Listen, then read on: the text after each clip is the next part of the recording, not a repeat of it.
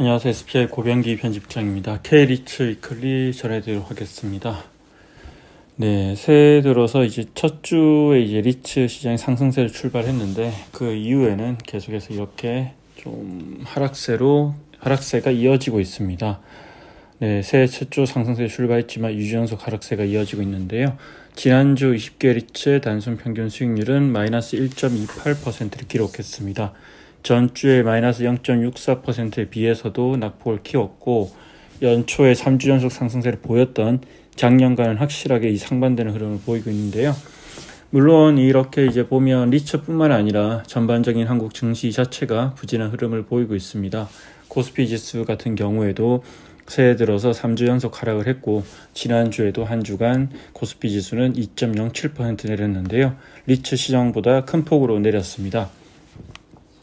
여러 가지 이제 해석과 배경에 대한 분석이 나오고 있는데요. 지난 연말에 과도하게 반영된 금리 인하에 대한 기대감이 다소 식었고, 또한 이제 북한 어떤 김정은 위원장의 발언을 비롯해서 이제 한반도의 지정학적 리스크 그리고 이제 원달러 환율 상승 등이 한국 증시에 이제 부정적인 영향을 미치고 있다. 이러한 분석들이 나오고 있습니다. 아울러서 이제 최근에 이제 미국 연방준비제도 이사의 인사들의 발언들을 보면 조기 금리 인하에 대한 기대감을 일축시키는 발언들을 쏟아내고 있고, 또한 이 발언들과 또 미국의 상대적으로 견조한 경제 지표들에 힘입어서 이제 시장의 벤치마크 지수인 미국 10년물 국채 금리도 다시 상승세로 돌아서면서 이제 리츠 투자 심리에도 부정적인 영향을 미치고 있다. 이러한 이제 분석들이 나오고 있습니다. 먼저 이제 연준 관련 얘기부터 한번 해보도록 하겠습니다. 실제 이제 작년 말부터 이제 시장에는 이제 미국 연준의 조기 금리 인하에 대한 기대감이 많이 반영이 됐는데, 최근 이제 연준 고위 인사들이 이 같은 이제 금리 인하 기대감에 찬물을 끼얹는 듯한 발언들을 많이 쏟아내고 있습니다. 네, 금리 인하 시점이 늦춰질 수 있다는 점을 시사하는 발언들을 내놓고 있고요.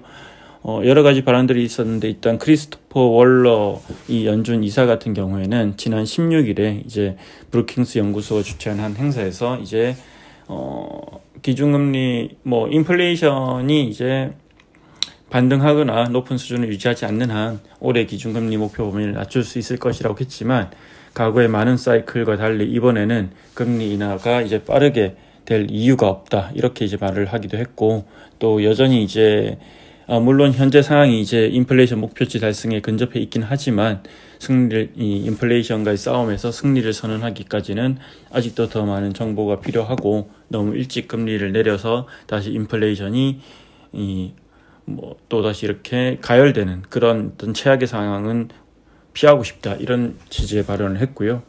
또 이어서 이제 레피얼 보스틱 애틀란타 연은 총재도 지난 18일에 한 행사에서 3월에 첫 금리 인하가 시작될 것으로 예상하는 시장의 기대와는 달리 첫 금리 인하 시기를 3분기로 예상하기도 했습니다. 이외에도 이제 많은 연준 인사들이 인플레이션을 여전히 경계하고 있고, 조기에 금리 인하가 단행될 것이라는 시장 기대감은 좀 과도하다는 어떤 그런 얘기들을 쏟아내면서 그간 시장에 퍼져있던 조기 금리 인하에 대한 기대도 조정되는 모습을 보이고 있고요. 실제로 이제 시카고 상품거래소 패드워치에 따르면 연준이 3월에 금리를 인하할 가능성은 46.2%로 집계가 됐는데요. 시장 전문가들, 트레이더들은 이제 아무래도 연준이 3월에 금리를 동결할 것으로 보는 이 의견들이 좀 더 높아진 그런 상황입니다. 이 외에도 이제 최근 이제 미국의 지난주에 발표된 이제 작년 12월 미국의 소매 판매도 상당히 견조했는데요. 저널보다 0.6% 늘어나서 이제 월스트리트 저널이 집계한 전문가의 상치 0.4% 전가를 웃돌았습니다.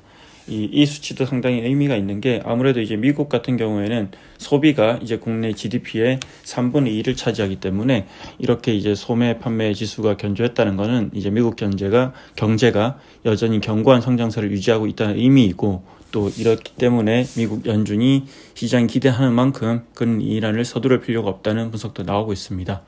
이처럼 이제 조기 금리 인하에 대한 기대감이 다소 낮아지면서 실제로 이제 시장의 벤치마크 지수를 할 수 있는 미국 10년물 국채 금리 같은 경우에도 다시 상승세를 보이고 있습니다. 작년 말에 이제 3.7%까지 떨어졌는데 다시 4%를 넘어서 좀 오름세를 보이고 있습니다. 그리고 이런 가운데 이번 주 같은 경우에는 또 이제 미국 연준이 정책 판단의 중요한 기준으로 삼는 물가 지표가 발표됩니다. 이제 오는 26일에 작년 12월 개인 소비 지출 PCE 가격 지수라고 하는데요. 발표가 예정되어 있습니다.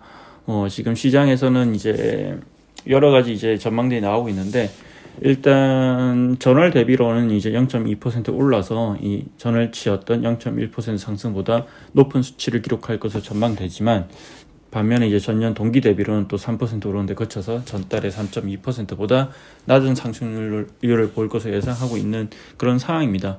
이 미국의 물가 관련 지표들은 항상 나올 때마다 이제 미국 연준의 금리 정책 방향성에 어떤 중요한 영향을 미치는 변수가 되기 때문에 주목해서 볼 필요가 있을 것 같습니다. 개별 리츠 얘기를 좀 해보도록 하겠습니다. 지난주 20개 리츠, 전체 20개 리츠 중에서 17개 리츠가 하락하고 3개 리츠가 상승했는데요. 전주에는 16개 리츠가 하락하고 4개 리츠가 상승을 했었죠. 전주와 마찬가지로 대부분의 리츠들이 하락세를 기록했고요. 가장 큰 폭으로 하락한 리츠는 미래에셋 글로벌 리츠입니다. 한 주간 4.16% 내렸고, 이 외에도 마스턴 프리미어 리츠가 3.36%, 롯데 리츠가 2.44%, 이지스 밸류 리츠가 2.26%, 그리고 SK 리츠가 2.19%, D&D 플랫폼 리츠가 2.02% 내리면서 2% 이상 내렸고, 이 외에도 ESL 캔달스퀘어 리츠, 코란코다원 리츠, 이스 레지던스 리츠, JR 글로벌 리츠, 그리고 KB스타 리츠와 같은 많은 리츠들이 리츠 시장 전체 하락폭 마이너스 1.28%보다 큰 폭으로 빠졌습니다. 이외에 이제 또 좀 특징적인 점 중에 하나는 작년 한 해 동안 이제 전반적인 리츠 시장의 부진 속에서도 견조한 흐름을 보였던 코란코 라이프 인프라 리츠가 이제 5,000원 이하로 이렇게 주가가 하락했는데요. 작년 4월 24일 이후로 처음으로 이렇게 5,000원 아래로 떨어졌습니다. 네, 이 점도 좀 특징적인 부분 중 하나였고요. 상승세를 기록했던 리츠는 단 3개입니다. 가장 큰 폭으로 올랐던 리츠는 이제 신한 서브 TNT 리츠인데, 전주에는 이제 가장 큰 폭으로 내렸었죠. 근데 이 신한 서브 TNT 리츠가 지난주에는 1.12% 내려서 이제 가장 큰 폭으로 올랐고, 또 미래에셋 맵스 리츠가 0.87%, 하나 리츠도 0.40% 올랐습니다. 네, 그리고 지난주 초에 이제 미래에셋 맵스 리츠 유상증자 청약 결과가 나왔는데요. 이제 미래에셋 맵스 리츠가 상장 이후 첫 번째 진행한 유상증자였고, 앞서 이제 미래에셋 글로벌 리츠 유상증자 진행하는 과정에서 여러 가지 진통이 있었고 투자자들과의 어떤 갈등도 있었기 때문에 이번 유상증자 결과에 대해서도 상당히 관심이 많았는데, 사실 이제 유상증자를 하기 전부터 이 조건들이나 여러 가지 사항을 봤을 때 미래에셋 글로벌 리츠는 다르다는 얘기가 많았고, 실제로 유증은 무리 없이 소화될 거다 이런 전망이 많았는데, 실제로 이제 지난주 월요일 발표한 유상증자 결과를 보면 구주주 청약률이 124.48% 기록하면서 애초 목표로 했던 131억 원의 자금을 확보하는 데 성공을 했습니다. 네, 실권주가 없이 유상증자 공모 첫 번째 단계 주주 배정 단계에서 이미 오버부킹을 해서 이렇게 유상증자가 마무리됐고요. 신주 상장일은 2월 1일입니다. 네. 이미 알려진 대로 이제 미래에셋 맵스 리츠 같은 경우에는 이번 유증을 통해 확보한 자금 중에서 109억 원을 들여서 마제스타 시티 타워 1, 이제 서울시 서초구 서초동에 위치한 오피스 빌딩인데요. 여기 우선주에 투자할 예정이고,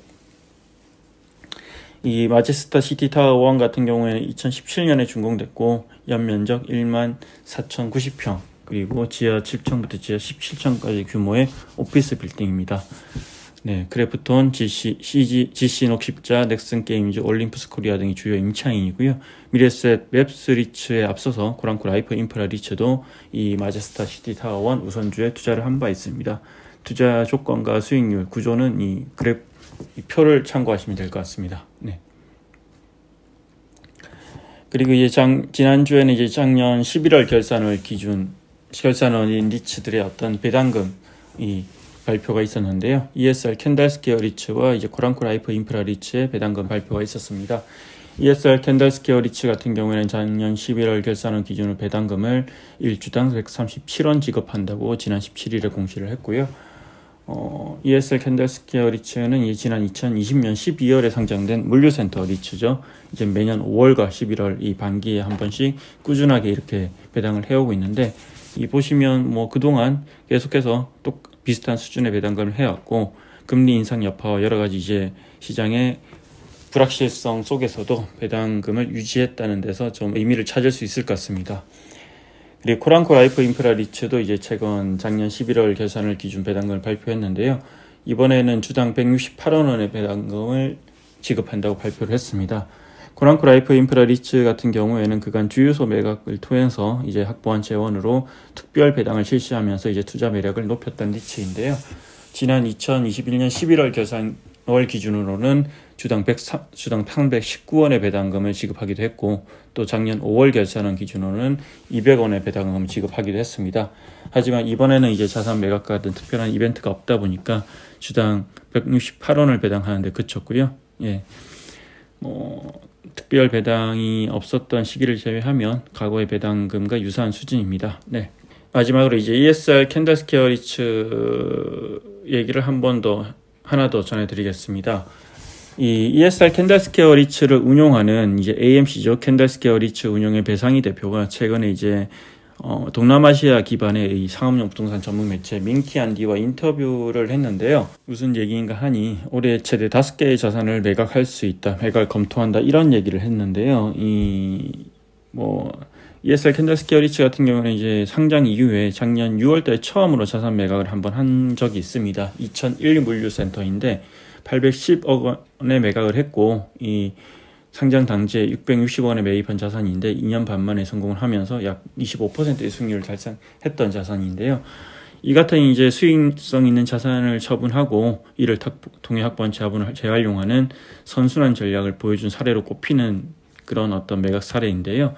이번에 올해도 이제 이 같은 자본 재활용 전략을 적극적으로 활용할 방침이라고 합니다. 이제 배상희 대표는 인터뷰에서 고품질 물류센터 자산에 대한 수요가 강하게 계속되고 있다. 그렇기 때문에 잠재적인 구매자들의 관심이 큰 4개에서 5개 정도의 수익성 높은 자산에 대한 매각을 검토하고 있고, 또 지난해 자산 매각을 통해 달성한 수익률보다 높은 수익률을 확보할 수 있을 것으로 기대한다. 이렇게 이제 밝혔습니다. 만약에 실제로 이제 5개 자산 매각이 이루어진다면 상당히 큰 어떤 의미 있는 이벤트가 될 것 같습니다. 이상으로 K리츠 위클리 전해드렸습니다. 고맙습니다.